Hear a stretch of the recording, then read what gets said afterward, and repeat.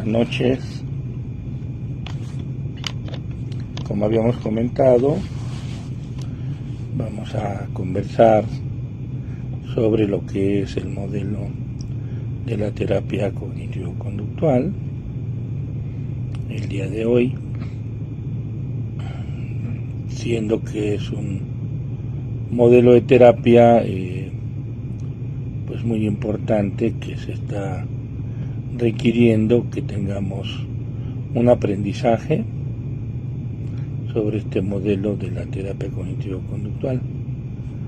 Es un modelo de terapia que tiende a ser en su formato un modelo breve y, dadas las condiciones actuales de las problemáticas de salud mental, sobre todo pues una mayor presencia de problemas de ansiedad, problemas de depresión, relacionados con todas las vivencias cotidianas. Por ejemplo, vamos saliendo de una pandemia, no podemos evitar mencionarlo. Se tiene la idea de que se viene una pandemia mayor, que nos van a volver a encerrar, y de repente eso genera como preocupaciones, ¿no? Como ponernos a pensar cómo vamos a enfrentar todas estas problemáticas que se nos están viniendo encima, y nos demanda un recurso personal de cómo nosotros tenemos que hacer frente a estas circunstancias. Y no siempre se cuenta con el recurso personal para poder hacerlo, ¿no? Cuando las personas tienen este recurso personal, le llamamos que son personas resilientes, que de alguna manera pueden como sobrellevar, pueden hacer frente a todas estas problemáticas cotidianas que estamos viviendo. Sin embargo, pues hay muchas personas que no cuentan con este recurso resiliente y que se quedan como, vamos a usar el concepto, atrapados, ¿no? Se quedan atrapados en esta situación con una vivencia emocional que de repente no saben cómo salir de ella, y comenzamos a buscar recursos, comenzamos a buscar formas de cómo podemos enfrentar, cómo podemos resolver. La problemática emocional puede tomar varias, voy a usar el concepto, dimensiones, en el sentido de que puede ser una problemática leve, que de alguna manera, con un poco de ayuda, escucha de algún compañero, de algún familiar, pues se va resolviendo la situación, pero no en todos los casos. Son problemáticas que se superan fácilmente. En muchas ocasiones necesitamos el apoyo terapéutico, y en algunas ocasiones también se requiere del apoyo psiquiátrico, ¿no? Una atención, digamos, compartida, una atención interdisciplinaria, para poder dar un mejor impulso a estas personas, una mejor ayuda a estas personas. Y en no pocas ocasiones también se requiere que la persona pues tenga como algún internamiento. Muchas veces los familiares también buscan en qué lugar pudiera ser internado, y bueno, dentro de algún momento en este espacio podemos comentar las características para el internamiento de una persona donde ya el problema mental se vuelve ya muy extremo, ¿no? Para darles también información de cómo pudieran acercarse al hospital psiquiátrico y poder solicitar una consulta, o de manera privada también tener la oportunidad de una consulta psicológica para poder superar este tipo de problemas. ¿De qué hablamos cuando hablamos de la terapia cognitivo-conductual? Es un modelo de terapia que centra su explicación del origen de los problemas en los estilos de pensamiento. Cuando vamos dando la atención psicológica, pues se le explica al paciente el tipo de tratamiento que va a recibir. No todos los terapeutas acostumbran a hacerlo. Cuando uno le pregunta a un paciente si ya ha asistido a terapia, a buscar atención sobre la problemática que trae en este momento a la terapia, pues en muchas ocasiones los pacientes dicen sí, ya fui. Le pregunta a uno si tiene idea de la modalidad de terapia que recibió, y pues muchos de ellos no tienen claro qué tipo de terapia recibieron. Entonces, en el modelo de la terapia cognitivo-conductual sí acostumbramos, o por lo menos lo que hago con los alumnos que se integran a los diplomados de terapia, es indicarles que es conveniente explicar al paciente el tipo de terapia que ellos van a recibir, pues para que el paciente también vaya tomando conciencia de cómo va a ser abordar esta problemática. Entonces se le explica al paciente que el modelo que nosotros trabajamos es un modelo conocido como cognitivo-conductual, y que tiene que ver con que vamos a revisar cómo sus formas de pensar, sus maneras de interpretar las diversas experiencias de la vida cotidiana tienen una gran influencia sobre las alteraciones emocionales que están viviendo. De repente algunos pacientes de manera sorpresiva expresan: entonces yo soy el culpable de lo que me está pasando, como un primer intento de comprender su problemática. Y bueno, pues es importante aclarar que uno no es responsable del todo sobre las maneras como uno ha venido aprendiendo a explicar las experiencias de la vida cotidiana, ¿no? ¿Por qué no somos responsables del todo? Porque formamos parte de un núcleo familiar donde existen formas diversas de explicar las cosas que se pueden hacer, las cosas que no se pueden hacer, y en este ir y venir sobre cómo lo estamos haciendo, sobre cómo estamos respondiendo a las demandas de nuestro primer contexto de desarrollo, que es la familia, vamos construyendo campos explicativos de realidad que van quedando integrados en nuestro sistema de pensamiento, ¿no?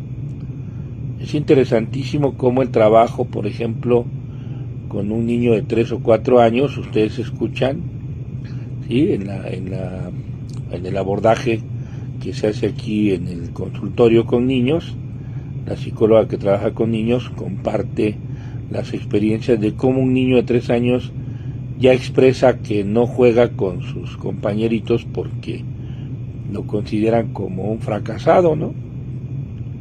Y un niño de 3, 4 años ya está integrando un concepto personal, ¿no?, de que soy un fracasado. Nosotros lo escuchamos en el adulto. En el adulto, cuando escuchamos algún tipo de explicación de cómo fuiste aprendiendo tu manera de interpretar tus propias experiencias, es inevitable remitirse a recuerdos de mensajes familiares donde papá o mamá de alguna manera estaban refiriéndose al sujeto y le decían pues que no tenía capacidad, que dejara de hacer las cosas porque no las hacía bien, ¿no? Eres un niño tonto, no puedes hacer las cosas, mejor déjalas ahí. Y entonces vamos integrando, aunque no queramos, un campo explicativo de realidad que queda como una forma de pensamiento, se integra como una forma de pensamiento, Y esta forma de pensamiento, cada vez que se expresa, va a tener una validación externa como parte de la interacción que hacemos con los otros. Entonces, quieras o no, tú vas quedándote con aprendizajes, ¿no?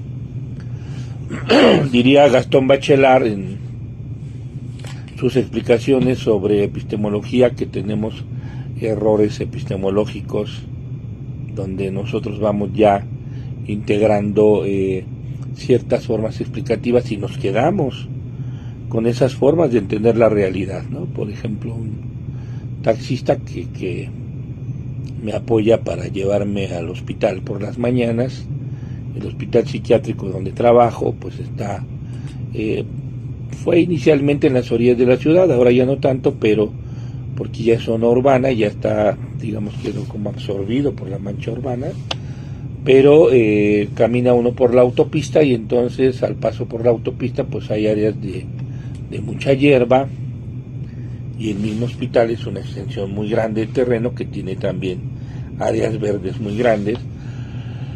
En algún momento, al llegar muy temprano, pues me tocaba ver zorrillitos que salían corriendo de las instalaciones cuando se prenden las luces y escuchan que van caminando. Y bueno, pues te dejan perfumado el consultorio, ¿no? Entonces te acostumbras al aroma del zorrillito.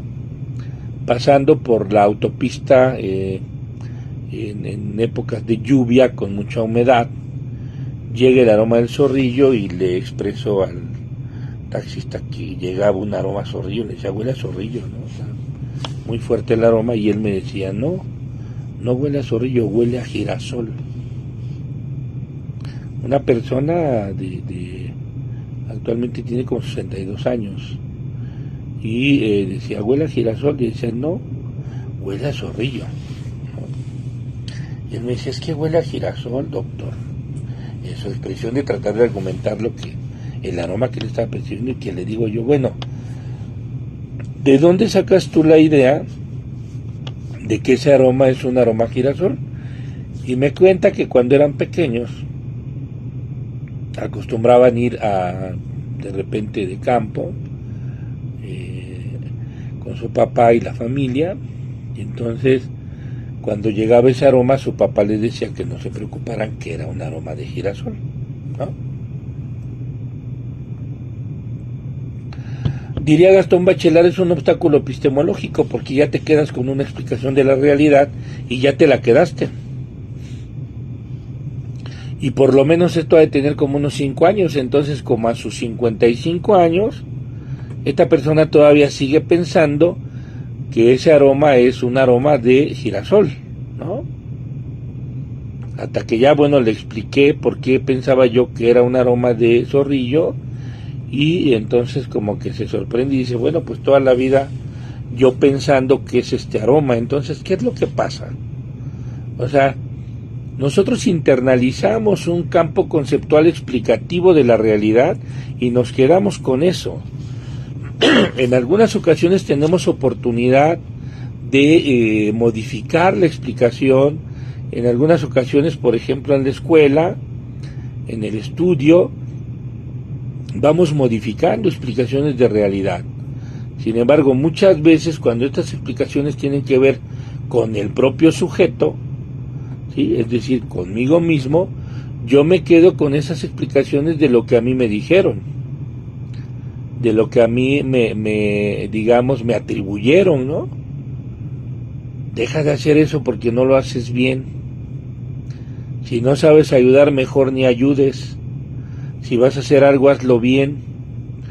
¿Y cuántos mensajes podríamos hacer aquí una lista? O ustedes podrían poner muchos ejemplos, ¿sí?, de estas cosas que se van transmitiendo y que muchas veces se transmiten de generación en generación, quedando ya como modelos explicativos de realidad que difícilmente vamos a cambiar. Hay muchos ejemplos de esta manera de pensar. ¿Y qué es lo que pasa? Pues que los venimos arrastrando, ¿sí?, tanto a nivel de pensamiento como a nivel de patrones de conducta, porque también el patrón de conducta se va retroalimentando y se queda. No quiere decir que ya sea una impronta, y que sea inmodificable. Sin embargo, cuando tú te quedas con una idea sobre ti mismo, de repente, en lo que Aaron Beck denomina terapia cognitiva y en su explicación de los esquemas, ¿sí? Una característica que tiene el esquema, que es un campo explicativo de realidad de mi propia experiencia infantil, ¿sí? Que puede ser positivo o negativo, pero que curiosamente le ponemos más atención y le damos mucho peso al negativo. Este campo explicativo de realidad toma un peso dogmático, una carga dogmática tan difícil de modificar, no imposible de modificar, pero muy difícil de modificar, porque ya ha quedado, y además de que me lo dijeron de pequeño, curiosamente tendemos a validarlo a partir de las mismas experiencias que estamos teniendo con la gente que interactuamos, ¿no? O sea, no es como muy gratuito que un niño de 3 años diga no juego con mis compañeros porque ellos no me dejan jugar porque soy un fracasado, ¿no? Y entonces llega el momento en que tú vas avanzando y a los 5 años no te dejan jugar y tú ya tienes un campo explicativo del por qué. Porque además tenemos esa curiosa capacidad de querer explicar todo lo que vivimos, ¿no? Entonces, ¿hacia dónde va la explicación? Ah, pues claro, no me dejan jugar porque yo ya sé que soy un fracasado. Y ya tengo 5 años, ¿no? Y cuando tenga 7, ¿qué va a variar? Cuando no me dejen jugar, o a lo mejor me meto a jugar, pensemos en el deporte, ¿no? O sea, aquí en México predomina el fútbol. Entonces, me pongo a jugar fútbol y de repente me dicen, cambio, ¿no? Y bueno, a ver, salte, ¿no? Y no te dicen por qué, pero ya saliste del juego. Y entonces sales del juego, nadie te explica por qué te sales, por qué te sacan, y entonces tú tienes que explicarlo, ¿no? Algunos autores hablan de cargas temperamentales, que siendo una de ellas, ¿sí?, esta explicación de las cosas que vivimos, o sea, la búsqueda de la novedad y la explicación de las cosas, considerado como una carga temperamental bastante interesante. Pero bueno, dejémoslo ahí y quedémonos con que el ser humano sí tiende a explicar las experiencias. Entonces, ¿cómo te vas a explicar la experiencia? De alguna manera vas a agarrar, ¿sí?, porque diríamos, si nos apoyamos un poco en Piaget, que tienes ya una base de pensamiento explicativa de tu realidad previa, en donde se va a asimilar y acomodar la nueva experiencia, y entonces vamos a decir que la explicación que yo doy de esto que ahorita estoy viviendo, que tiene que ver con que me sacan del juego, la explicación a donde se puede acomodar más, pues es que soy un fracasado, ¿no? Claro, y como soy un fracasado, pues no puedo estar jugando, entonces por eso me sacaron. Esto queda como un campo conceptual explicativo de tu realidad, y entonces lo vamos arrastrando, y cuando llegan los pacientes a la etapa adulta, ¿sí?, y de repente consultan porque se están deprimiendo. Un paciente, por ejemplo, llega a consulta y me dice, bueno, yo tengo ya mi carrera, ¿no? Ya terminé mi carrera, que es, digamos, como propio de la clase media baja, como ustedes comprenderán, ¿no?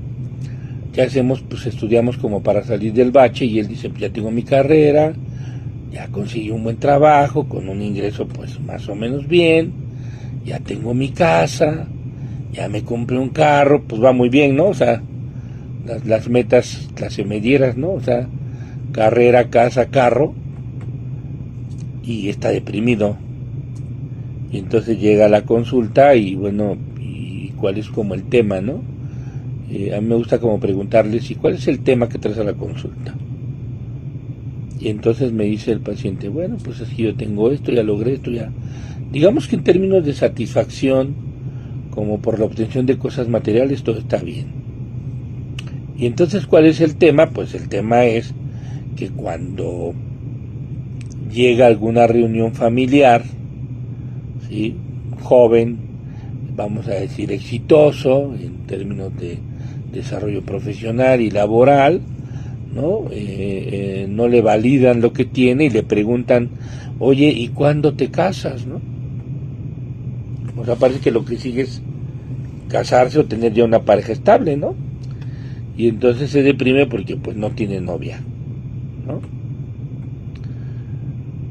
Si este joven fuera ese chico que a los 3 años fue rechazado de los grupos porque era un fracasado, entonces él tendría instalado un esquema de pensamiento de no tengo familia porque, o no tengo pareja porque soy un fracaso con las parejas, ¿no? A lo mejor no lo generalizo a todos los aspectos, pero pareciera que con la pareja sí soy un fracaso. Y entonces me quedo con el tema del fracaso, y eso es lo que en terapia cognitiva denominamos esquema. Es un esquema de tipo negativo de carga de evaluatoria. Cuando estamos capacitando jóvenes en los diplomados de terapia cognitiva, de repente es muy común la confusión en el uso del discurso, ¿no? Apenas en el diplomado de los sábados, hablando un poco de la terapia racional emotiva de Albert Ellis, sobre las ideas irracionales, me pregunta una alumna que la confusión que tiene es que no sabe cuándo es una idea irracional y cuándo es una distorsión cognitiva, ¿no? Entonces, igual que en los diferentes modelos teóricos, tenemos diferentes representantes de cada modelo. Digamos, un modelo de referencia pues es el modelo psicoanalítico, que por supuesto tiene muchos teóricos, ¿no?, en cada uno de las épocas, de acuerdo a cómo va evolucionando la teoría. ¿Sí? Cuando iniciaban, pues hablamos de los culturalistas, Karen Horney, ¿no? Después hablamos de Erich Fromm, podemos hablar de la evolución que se da a Lacan. O sea, son diferentes enfoques, diferentes formas de entender, ¿no? Alfred Adler, el mismo Carl Jung, y cada uno va a tener como sus discursos, ¿no? O sea, hablar del sentimiento de inferioridad, hablar de la neurosis reactiva, ¿no? Son diferentes conceptos que tienen que ver con cada teórico. Lo mismo pasa en el modelo cognitivo-conductual. Por supuesto que el modelo cognitivo-conductual va a tener diferentes teóricos, ¿no? Cuando hablamos de Bandura, por ejemplo, con su teoría cognitivo-social, que es una teoría que evoluciona de lo que es el aprendizaje vicario netamente conductual a una teoría de cognición social, pues tenemos el concepto, por ejemplo, de autoeficacia, ¿no? Si hablamos de autoeficacia, si hablamos del primer momento, pues el aprendizaje vicario, ¿sí?, Bandura. Autoeficacia, expectativa de autoeficacia, Bandura, que se usa en muchos técnicas, se usa mucho este modelo de Bandura en cuestiones de adicciones, por ejemplo, en cuestiones de hábitos. La autoeficacia pues es muy utilizada, aunque no se describe o no se le da, digamos, el atributo correspondiente al autor, pero pues va implícito, ¿no? Las indicaciones de que vamos a ir modificando por pasos, de manera gradual, con aproximaciones sucesivas, es otro tipo de abordaje. Entonces, cada autor va a ir desarrollando sus conceptos que van a ser útiles para poder enfrentar la problemática del paciente. Y bueno, pues Aaron Beck, por supuesto, va a hablar de pensamientos automáticos, va a hablar de creencias intermedias en un nivel donde ubicamos las distorsiones cognitivas, los paradigmas, ¿no? Y va a hablar de esquemas nucleares. Si hablamos de distorsión cognitiva, entonces estamos hablando, si es teoría cognitiva, está dentro del modelo cognitivo-conductual, pero es un autor, es Aaron Beck. Y si hablamos de ideas irracionales, ¿sí?, donde vamos a tomar en cuenta el ABC de la TREC, ¿sí?, estamos hablando de otro autor, que sería Albert Ellis. Si hablamos de esquemas tempranos desadaptados, estamos hablando de Jeffrey Jung. Si hablamos de esquemas de segundo orden, estamos hablando de Walter Rizzo, es decir, ¿sí?, Nexus, solución de problemas, ¿no?, Meichenbaum, autoinstrucciones. Entonces, muy importante que no perdamos de vista que, si bien es cierto, es terapia cognitivo-conductual, también es importante tener claro qué técnicas estamos implementando, que el modelo pues es muy versátil y da la oportunidad de implementar diferentes técnicas, siempre y cuando no perdamos de vista, digamos, la parte, voy a llamar epistemológica del modelo, que tiene que ver con esta explicación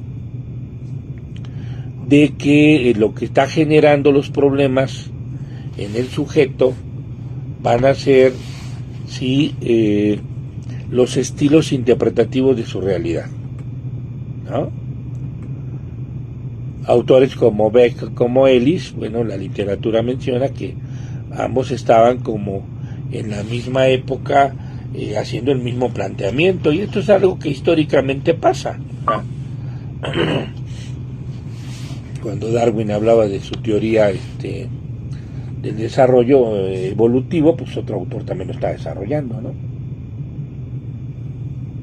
Entonces, se llegan a dar en la historia este tipo de, digamos,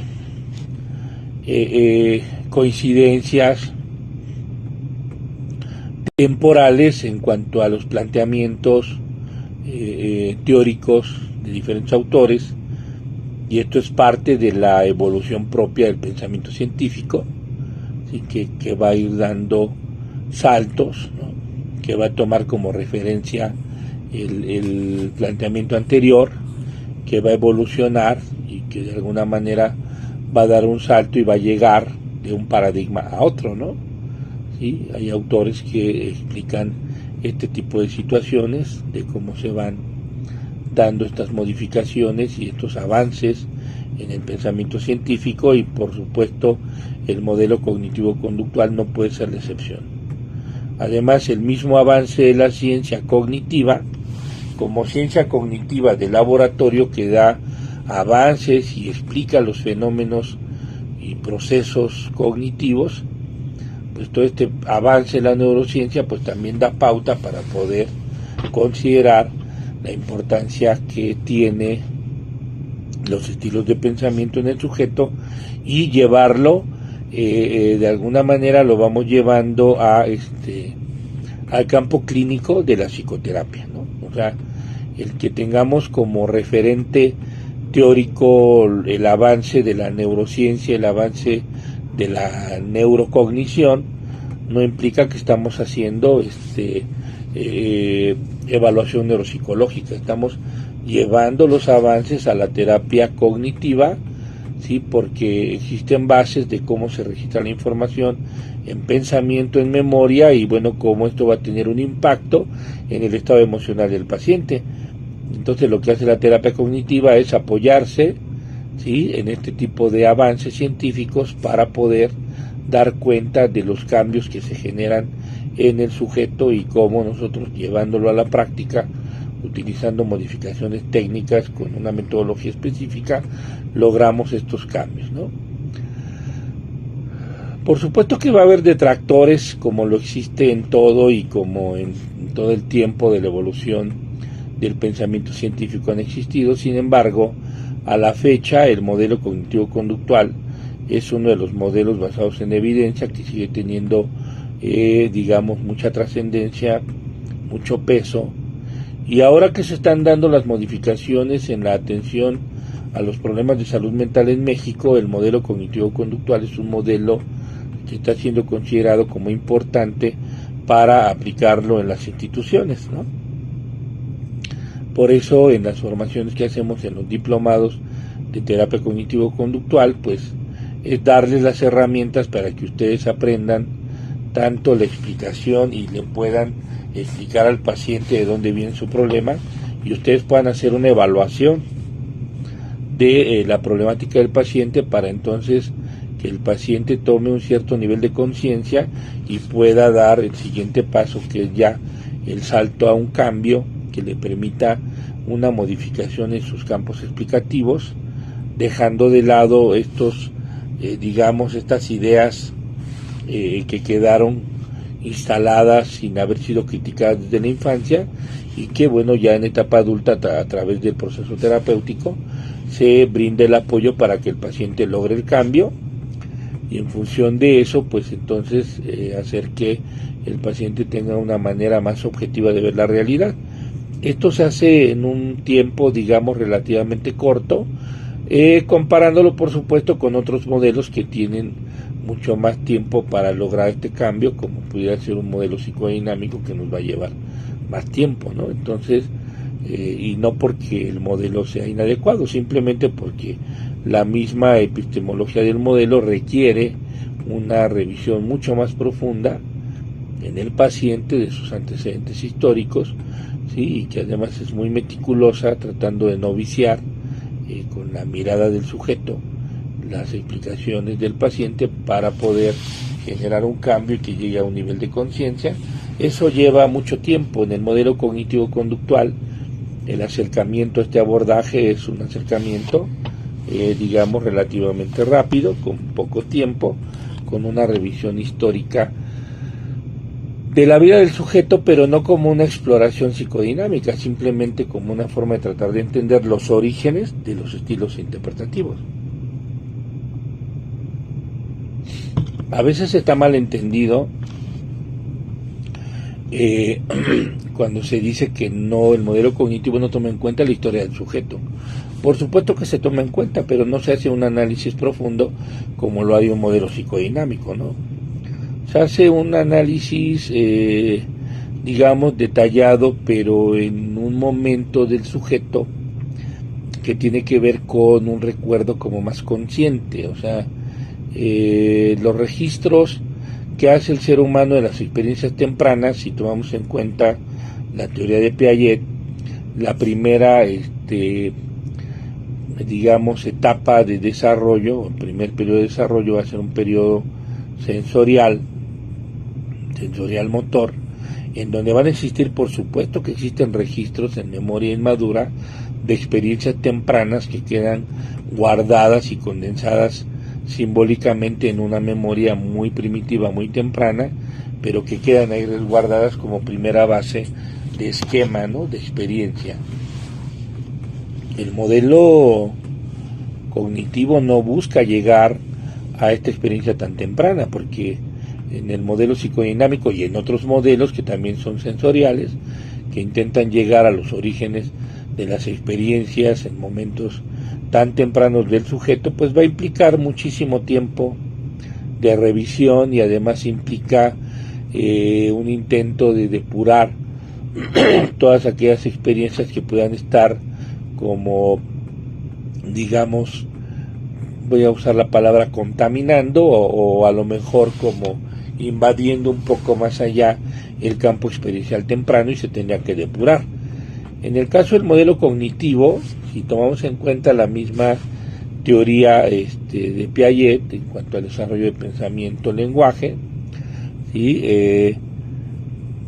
El menor, ya en una edad de 5 años, 4 años, ¿sí?, que ya comienza a tener uso del lenguaje y campo explicativo de realidad, tiene una base temprana de esquemas, ¿sí?, de esquema sensorial, a la que ya le puede dar un significado. Entonces no necesitamos irnos remotamente a los orígenes de una experiencia sensorial primitiva que puede ser incluso como condensada en una memoria muy temprana, ¿sí? Y con una búsqueda muy complicada y con mucho tiempo de la búsqueda, si tenemos la posibilidad de remitirnos al lenguaje y a buscar los significados en el sujeto, significados que son construidos en momentos, digamos, de una edad más avanzada, no tan pequeño, ¿no? Puede ser 4, 5 años, 7 años, y ya tenemos un significado. Entonces un niño que viene a consulta y tiene 3 años, 4 años, ya dice que es un fracasado, ¿no? Entonces vamos a buscar el origen del campo explicativo de evaluatorio del sujeto en una experiencia más reciente, no en una experiencia tan primitiva, tan temprana. Y eso nos va a ahorrar muchísimo tiempo, porque nos vamos a la conexión por etapas de desarrollo. Si nos ponemos muy piagetanos, nos vamos a hacer esta conexión de cómo el discurso y los conceptos que yo manejo en este momento tienen una base en mi pensamiento que fue construida con esquemas tempranos que se fueron, digamos, como consolidando, que se fueron fortaleciendo a través de las explicaciones que se fueron integrando con los aprendizajes posteriores. Entonces yo ya tengo en este momento de mi vida una forma de entender mi realidad, una forma de explicar la realidad, y ya trabajamos con esto. No tenemos que irnos tan remotos, ¿no? Digamos que puede ser interesante revisar los estilos de costumbrismo en las familias, ¿no? Para, bueno, poder contextualizar un poco cómo es que el sujeto se visualiza de una determinada manera, cómo fueron los estilos de comunicación, de expresión de parte de las figuras parentales, para ver cómo fue integrando sus campos de evaluatorios, ¿no? Eso lo podríamos hacer sin un mayor problema, pero sí es como importante que nosotros hagamos esta pequeña revisión para tratar de ver de dónde viene, ¿sí? Entonces vamos a tener una forma de explorar, evaluar la problemática que presenta un paciente a través de cómo se está explicando su propia realidad. Y si nos basamos en el modelo de Aaron Beck, diríamos cuál es el pensamiento automático, ¿sí?, que el sujeto expresa relacionado con la situación que está viviendo, ¿no? ¿Cómo es que llegas a la fiesta familiar y te dicen ¿y cuándo te casas? Y eso ya lo interpretas para ti como un fracaso, porque todo lo que tú has logrado, que estás viendo como importante, no tiene un significado. A los otros parece que no les importa y no te valoran en ese sentido, ¿no? Y cómo tú captas esa información y te quedas con esa información y comienzas a sentirte mal, a devaluarte, a deprimirte, solo porque te preguntan ¿cuándo te casas?, ¿no? Cuando tal vez, y no es regla general para todos, porque algunas otras personas podrían considerar que eso no es importante. O sea, pues cuando me caso no me interesa casarme, ¿no? Quiero llevarme así como dicen, pues como una vida más relax, para qué compromisos, estoy muy bien, tengo las cosas que me gustan, y entonces otra persona no tendría ninguna razón como para deprimirse. Sin embargo, el paciente se deprime. ¿Qué marca la diferencia? Tu campo explicativo conceptual de tu realidad y la autopercepción de ti mismo, que te lleva a considerar que entonces eres un sujeto fracasado porque no estás logrando algo que los demás te están pidiendo, sobre todo de personas, digamos, cercanas, significativas para ti, los tíos, ¿no?, tus papás, ¿no?, los abuelos, gente importante para ti. Pues de repente tú dices, bueno, ¿cómo es que ellos no validan las otras cosas que yo voy logrando, ¿no? O sea, ¿por qué me piden que cuando me caso, qué estarán pensando de mí? Y eso te deprime. Entonces vamos a buscar con el paciente, ¿sí?, de acuerdo a el modelo cognitivo-conductual, cómo es que esta expresión de los otros es interpretada por él de una manera que lo lleva a generar una emoción de depresión, ¿no? Las emociones son importantes en cuanto a cómo se van activando, y hay una relación, no vamos a decir determinista, pero sí digamos, de una correlación muy fuerte, directamente proporcional en cuanto a la manera como interpretas las cosas y el tipo de emoción que se activa, ¿no? Por ejemplo, la emoción primaria del miedo se va a activar cuando percibimos que estamos en peligro, en un peligro inminente de algo que nos puede pasar, causar un daño, ¿no?, que nos puede costar la vida. Entonces se activa el miedo. Y bueno, dirían los que trabajan con emociones, como los españoles Vizquerra, que hay toda una constelación de estas emociones, ¿no? Por ejemplo, del miedo, que es una emoción primaria básica, ¿sí?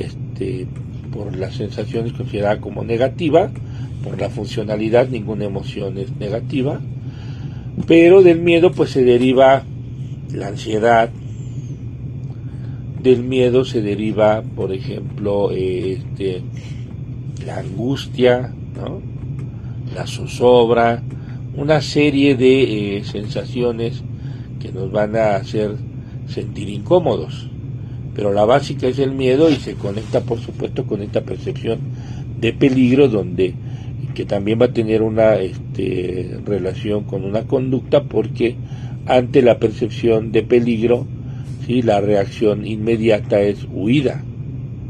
O sea, vamos a alejarnos de esa situación que nos está poniendo en peligro. Entonces, muchas veces el paciente no tiene clara la emoción, pero sí es importante que nosotros, como psicólogos, especialistas en cognitivo-conductual y terapeutas, le ayudamos a clarificar el tipo de emoción que está presentando, pues como para darle un significado, ¿no? Cuando tú le das un significado a estas experiencias que de repente no te quedan claras, de alguna manera pues ya comienzas a sentir un poco de tranquilidad, porque reduces la incertidumbre. Entonces, el miedo es emoción básica, la ansiedad es emoción secundaria, ¿sí? Y de ahí las derivaciones, ¿no? ¿Qué te dice un paciente? Es que soy como muy nervioso. Y entonces hay que aclarar cómo es ese nerviosismo, para entonces nosotros poder saber si estamos ante una situación de ansiedad y entonces implementar.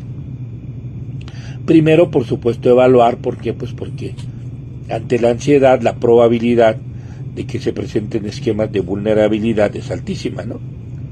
Entonces vamos a apoyarnos también con algunas escalas. Es válido utilizar escalas, apoyarse con la psicometría, a quien de alguna manera le guste o tenga entrenamiento, pues no está de más aplicar una escalita, por ejemplo la escala de esquemas de Jeffrey Jung, como para ver hacia dónde tiende el tipo de esquemas, ¿no?, y la posible, digamos, justificación en el origen de la familia, para ver cómo es que esta persona le predomina el miedo, ¿no?, le predomina la ansiedad. Otra emoción básica que se va a presentar es la tristeza. La tristeza también es emoción básica. Por ahí luego les comento a los pacientes, si en algún momento fueron o llevaron a sus hijos, a sus sobrinos, a ver esta película que se llama Intensamente, que por cierto ya va a salir la segunda versión, ¿no?, en donde se habla de las emociones y se da precisamente una connotación positiva de cómo las emociones son emociones amigas y te ayudan, ¿no? Un poco para que tengan ese referente, digamos, de tipo como psicoeducativo, y puedan como clarificar qué es lo que están experimentando, porque la tristeza pues va a ser una emoción que tiene que ver con planteamientos ético-morales de hacer las cosas bien o hacerlas mal, ¿no? Y entonces te genera pensamientos de culpa, ¿no? También la tristeza deriva de la pérdida y vamos a reaccionar con situaciones de duelo ante las pérdidas. ¿Y qué conducta vamos a presentar? Pues la primera y la típica, el llanto. El llanto como una conducta, digamos, relacionada, ¿sí?, con esta emoción y con esta forma de percibir. Pero también puede venir como el aislamiento, ¿no?, el no querer hacer cosas, el no tener ánimo para hacer cosas, porque pues soy una persona mala, que lo que estoy haciendo es como perjudicar, ¿no? Como que estoy causando un daño y no es mi intención causar daño. Esto lo podemos apreciar si aplicamos una escala de perfil de inteligencia emocional, que bueno, es una escala que también tuve la oportunidad de desarrollar con un equipo de trabajo. Y es una escala que nos va a dar información sobre estilos relacionales, ¿sí? Campos de interacción y reacciones emocionales de los sujetos. Entonces, pues vamos a explorar también con una serie de preguntas y tener una información rápida e inmediata sobre la dinámica relacional del sujeto, y a la par vamos completando el proceso terapéutico, que en el proceso de evaluación pues nos da la oportunidad de utilizar diferentes formas, tanto el modelo teórico cognitivo-conductual como el apoyo en algunas escalas, ¿no? También hay escalas de pensamientos automáticos. Si quieren utilizar la TREC, pues escalas también de ideas irracionales. O sea, existen diferentes formas de podernos allegar de recursos que nos permitan conocer hasta donde sea posible el origen de la problemática del sujeto, para entonces poder hacer una intervención adecuada.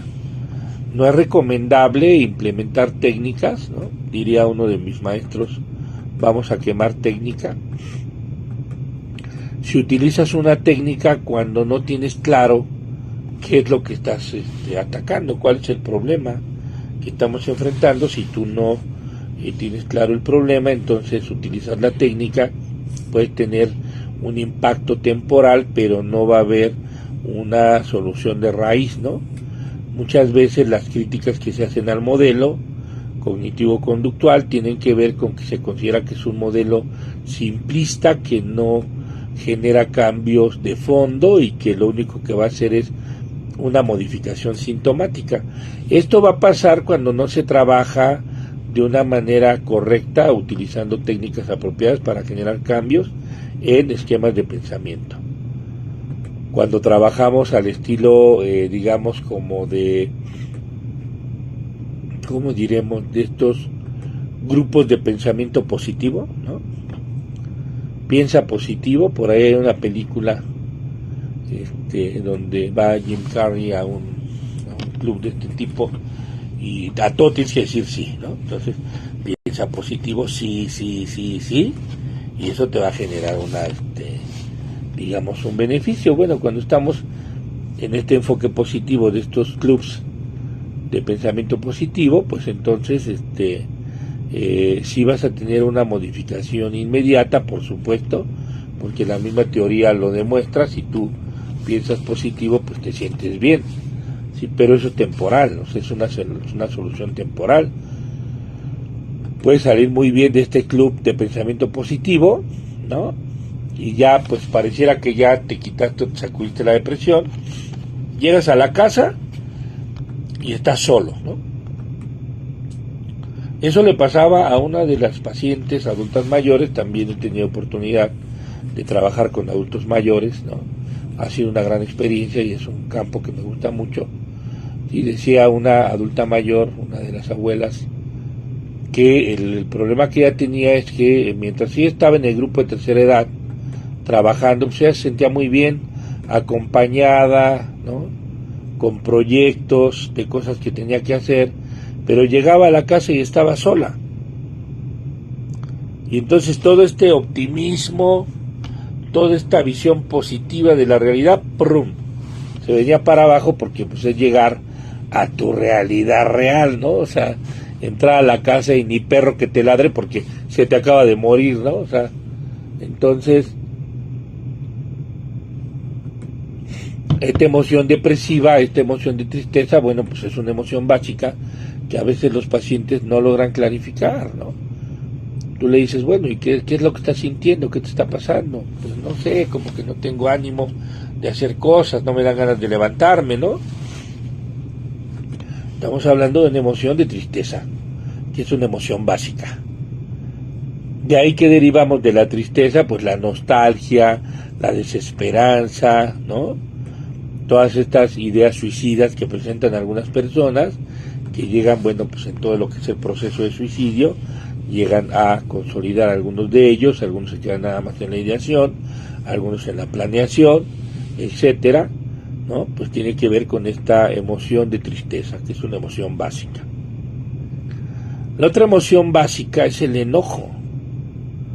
El enojo también es un proceso muy interesante porque va a derivar en su relación con el pensamiento, con la idea de que no es justo. No es justo lo que a mí me está pasando, ¿no? No es justo que a mí no me aumenten salario, no es justo que no valoren mi trabajo, no es justo que no me pongan una calificación, no es justo que no me quede en la UNAM, ¿no? O sea, y esta percepción de no es justo va a generar enojo, ¿no? El enojo como una emoción básica que también se va a activar porque uno plantea expectativas poco realistas y entonces llegamos a no alcanzarlas, se trunca la expectativa que planteamos, viene la reacción de frustración y no todos son tolerantes a la frustración, generan enojo y esto va escalando, ¿no? Entonces, ¿qué dicen las personas, no? Sí, estoy encabronado, estoy enojado, ¿sí? Estoy fastidiado. Son derivaciones de el enojo como una emoción primaria y bueno, pues manifestaciones extremas de molestia, ira, que se va también al extremo, ¿no? Y que conductualmente, si tú le preguntas, ¿y qué te dan ganas de hacer? Pues me dan ganas de aventar todo, me dan ganas de golpear, porque el enojo te lleva a defenderte, ¿no? Entonces, el miedo a huir. Tenemos que huir porque si te quedas paralizado te mueres, ¿no? O aumenta la probabilidad de morir, ¿sí? La tristeza, aislarte y a llorar. Y el enojo, ¿sí? Atacar, defenderte. Entonces, nosotros es importante que vayamos dominando, y bueno, es un tema también que es importante trabajarlo, la parte de las emociones, porque el paciente no tiene claro qué tipo de emoción está experimentando, y a partir de estas pautas de pensamiento pues podemos ir relacionando cuál es el posible origen de esquema que el paciente ha desarrollado por el tipo de ideas que está experimentando y que lo están llevando a sentirse de una determinada manera, ¿no? Entonces, otra de las emociones es el asco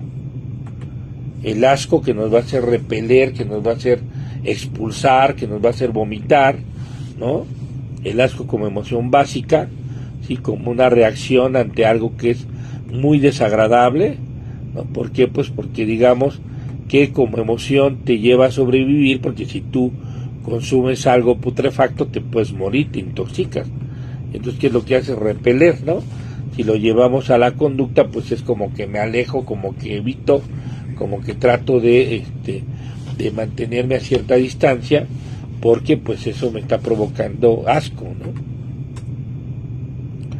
Una emoción básica también que le ponemos poca atención porque en realidad se considera como neutra, porque no nos da digamos una forma específica de reaccionar,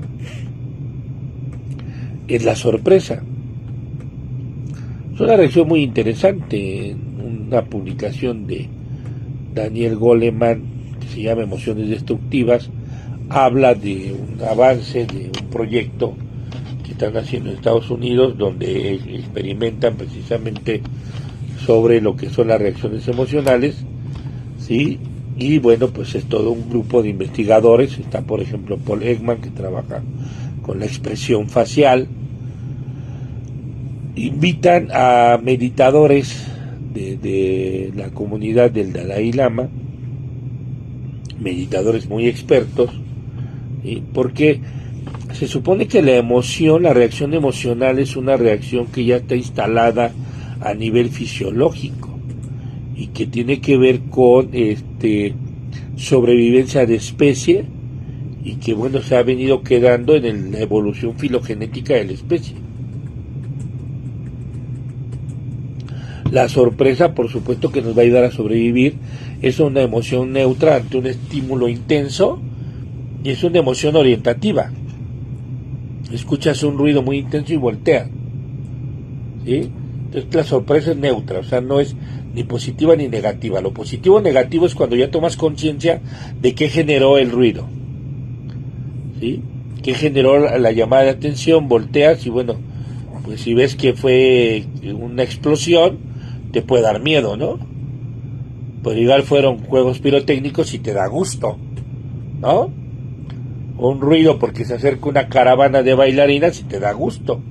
Entonces, la validación que hacemos cuando ya percatamos qué generó la reacción de sorpresa, pues ya puede ser positiva o negativa, pero en sí misma la sorpresa es neutra. Entonces, ¿qué reporta este autor en su libro? Reporta cómo están analizando si las reacciones emocionales pueden ser controladas. Y la sorpresa es una de ellas y es bastante difícil de controlar. Sin embargo, el grupo de meditadores, ¿no?, ponen a un meditador experto que entra como en un estado profundo de trance, lanzan un disparo muy cerca de él y el disparo tendría que generar la reacción de sorpresa, y lo curioso es que el meditador no sale de su estado de meditación, es decir, logra controlar la reacción de sorpresa, y es bastante interesante porque entonces es un cuestionamiento a esta reacción que tendría que ser una reacción espontánea, natural de los estados emocionales, ¿no? Y resulta que el estado de sorpresa sí puede ser controlado, ¿no? No sé si vayan a sacar otra publicación y reporten qué tanto ha avanzado o qué aplicación puede tener esto, pero es bastante interesante. Me gusta mucho poner el ejemplo cuando hablamos de la emoción del miedo. Digo, ya pasó, pero les hablo de Batman, ¿no? Cuando se entrena para controlar los miedos y entonces cuando quiere salir de un pozo carcelario en donde fue capturado, no puede salir porque como controla el miedo ya no le da la posibilidad de tener la energía suficiente para sobrevivir y para salir adelante. Entonces, controlar el miedo, controlar la sorpresa, sí puede ser un riesgo, por lo menos desde la primera óptica, que tiene que ver con que las emociones son para sobrevivir, porque no escuchar un balazo sí te puede poner en riesgo, ¿no? Pero bueno, es interesante ver cómo esto que tendría que ser un control, una reacción natural, sí llega a tener un control, ¿no? Y es importante porque si lo llevamos al terreno de la psicoterapia, pues entonces podemos ver cómo nosotros sí podemos controlar las reacciones emocionales, ¿no? Y con el modelo de la terapia cognitivo-conductual, pues es lo que vamos buscando. Le vamos clarificando al paciente qué tipo de emoción presenta y en función de eso vamos planteando el abordaje terapéutico que vamos a implementar con ellos, ¿no? Son parte de los temas que revisamos en los diplomados de terapia cognitivo-conductual. Y la siguiente emoción, que es la que me falta, es la de la alegría, ¿no? La alegría pues no te lleva a la consulta, ¿no? A menos que estés en una fase maníaca. La alegría es una emoción positiva que pues te brinda satisfacción, que tiene que ver con una percepción de bienestar, de satisfacción, de gusto, ¿no? Y que normalmente no nos va a llevar a consulta, a menos que esté muy rebasada, muy acelerada, y entonces ya tengamos errores de conducta, errores de juicio por el comportamiento maníaco, ¿no? Te invita a la camaradería, te invita a la convivencia, al bienestar y algo muy agradable, pues a la reproducción. ¿Por qué? Pues porque es un estado de satisfacción, un estado de agrado. El placer tendría que ver también con la alegría. Todas estas situaciones emocionales, ¿sí?, que es importante tenerlas presentes, porque al momento del apoyo terapéutico, al momento de la primera fase, en la evaluación de lo que está generando el problema emocional, pues saber qué tipo de emoción y en función de esto cuál puede ser hipotéticamente el planteamiento que está generando el sujeto. Entonces la primera parte tiene que ver con evaluar. Vamos a evaluar el estado emocional, vamos a buscar los orígenes de las ideas predominantes, vamos a tratar de tener un panorama global y que el paciente haga conciencia de cómo estos estados emocionales están generando estas alteraciones, ¿no? Esa es como la primera parte de todo lo que es el abordaje de la terapia cognitivo-conductual, que sí es importante que si vamos a dar un servicio de psicoterapia tengamos un modelo. No importa qué modelo, es importante que tengan un modelo que los guíe en la búsqueda, porque si no entonces no damos terapia. Se vuelve a lo mejor un espacio de escucha, un espacio de liberación catártica, ¿no? Pero no estamos dando terapia porque no estamos siguiendo un modelo que de alguna manera explique la problemática que se está generando. En mi camino de mucho tiempo sobre el estudio de los diferentes modelos terapéuticos, creo que no se trata de decir que un modelo es mejor que otro, sino tener claro qué modelo estoy, yo aplicando, y sobre esa claridad del modelo terapéutico que estoy trabajando, que estoy aplicando, entonces tratar de brindar hasta donde sea posible el mayor beneficio para que el paciente, pues de alguna manera, encuentre o alcance una estabilidad emocional que le permita ver la vida como es, ¿no? O sea, objetiva, realista, sin emociones que te gasten físicamente, emocionalmente, innecesariamente, ¿no? Sino a través de una visión objetiva de cómo puedo enfrentar y resolver las demandas del contexto de la vida cotidiana. Entonces, hay diferentes formas de abordaje y el modelo de la terapia cognitivo-conductual es uno de ellos. Bueno, pues hemos llegado al final de esta hora, donde la intención es comentarles parte de las características del modelo de la terapia cognitivo-conductual. Les vuelvo a repetir, es un modelo que ahorita se está tomando pues en cuenta para la atención que se tiene que brindar en los lugares de atención de salud mental. Es una de las propuestas. Este modelo, el modelo sistémico, son de los dos modelos que se están, proponiendo para la atención de los problemas de salud mental. Por ahí, en el Facebook es común que ustedes vean mis datos, mi número de celular, de WhatsApp, y cualquier consulta que quieran hacer, con gusto la revisamos. Y cualquier duda que tengan la podemos revisar por WhatsApp o por el Facebook. ¿Sí? También si tienen inquietudes sobre algún material, hay ya muchos libros electrónicos, mándenos un mensajito y con gusto vamos compartiendo material para que vayan conociendo de este modelo, que es muy importante. Y quien tenga interés en formarse, en abril vamos a abrir un diplomado de formación en terapia cognitivo-conductual para que ustedes vayan profundizando en el conocimiento del modelo terapéutico, ¿no? Es un modelo muy importante, muy interesante, que les puede dar la posibilidad de brindar atención y brindar apoyo a muchas personas con problemas emocionales.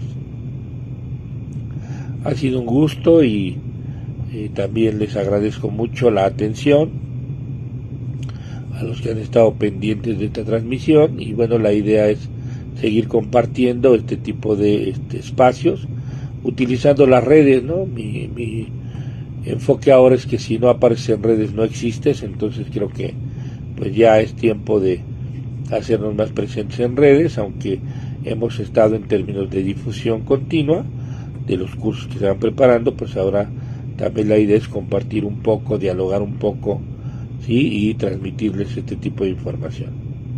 Un abrazo a todos y nos vemos pronto.